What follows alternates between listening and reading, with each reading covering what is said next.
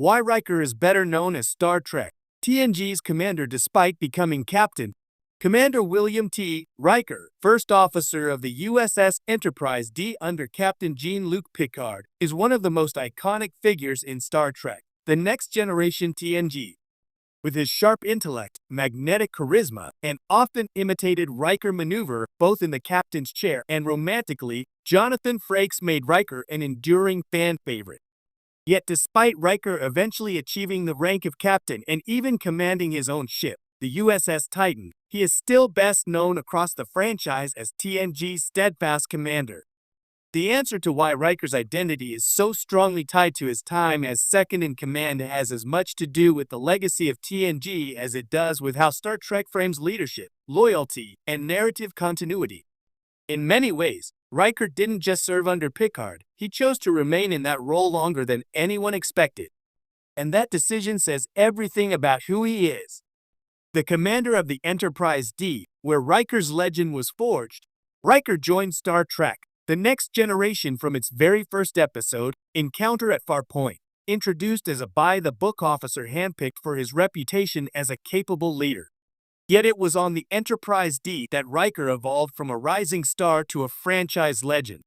His position as first officer placed him in the perfect narrative sweet spot, always visible, frequently in command, and deeply involved in both the action and the diplomacy. While Picard often remained on the bridge or in the ready room deliberating complex moral questions, Riker was the boots-on-the-ground leader, often leading away missions and facing the real-world consequences of Starfleet's decisions. This practical, hands-on presence made Riker immensely relatable. He wasn't quite the wise philosopher captain like Picard, nor the youthful ensign like Wesley Crusher. Instead, Riker was the competent, confident middleman who bridged the gap between leadership and crew. That's why, even as he matured into someone capable of sitting in the center seat, he remained more recognizable as the quintessential number one. The choice to remain first officer was unconventional and defining. Throughout TNG's 7 seasons, Riker was offered several commands, at least 3 that we know of, and turned them all down. Most notably, in the Season 3 episode, The Best of Both Worlds, Riker famously remained aboard the Enterprise D even when faced with the opportunity to command his own vessel, the USS Drake, and then again after proving himself capable during Picard's assimilation by the Borg. This wasn't due to fear, stagnation, or indecision. Riker had a deep sense of loyalty, not only to Captain Picard, but to the Enterprise D itself and its crew. He knew that command for its own sake wasn't the end goal. He wanted to make a difference where he felt he belonged. That loyalty, perhaps more than any act of bravery, defined his character. Riker wasn't just any officer waiting for his turn. He was someone who saw the value in being part of something greater, a well-oiled team where his contributions mattered deeply. This made him more than just a second-in-command, it made him the second-in-command that all others are measured against in Star Trek. Commander Riker's relationship with Picard elevated his role.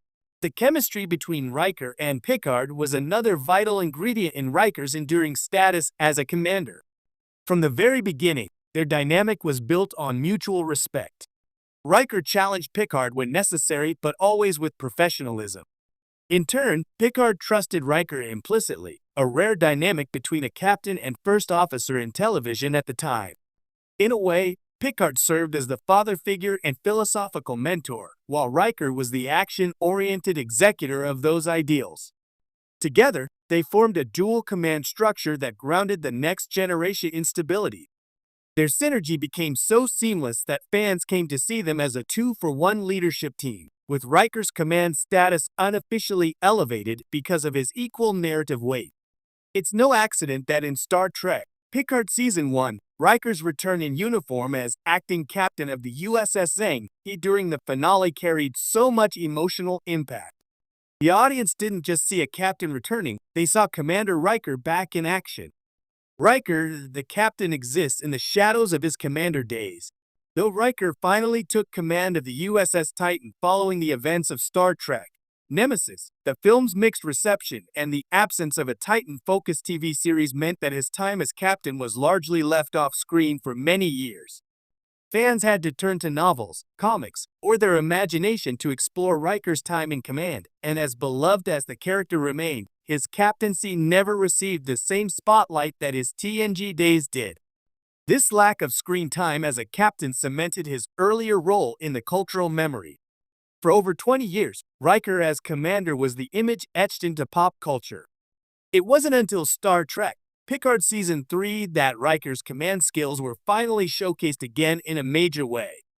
But even then, the nostalgia surrounding his time as Picard's #1 remained so strong that it overshadowed his new authority. Captain Riker was treated with reverence because of Commander Riker's legacy. The #1 archetype, a role that became iconic, the first officer archetype in Star Trek, has always been important, going all the way back to Spock on the original series. But Riker took the role and made it his own. He became a template for what a great first officer should be: decisive, personable, tactically gifted, and willing to challenge authority when the situation demands it. Fans loved Riker not just because of what he did, but because of how he did it. The beard, the leg swing over chairs, the trombone playing, the frequent romantic escapades, all of it contributed to a three-dimensional portrayal of a character who was more than a Starfleet officer. Riker felt real.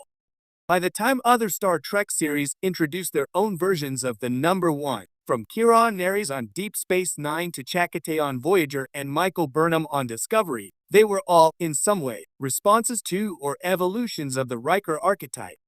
Riker in Picard, a commander at heart, no matter the rank.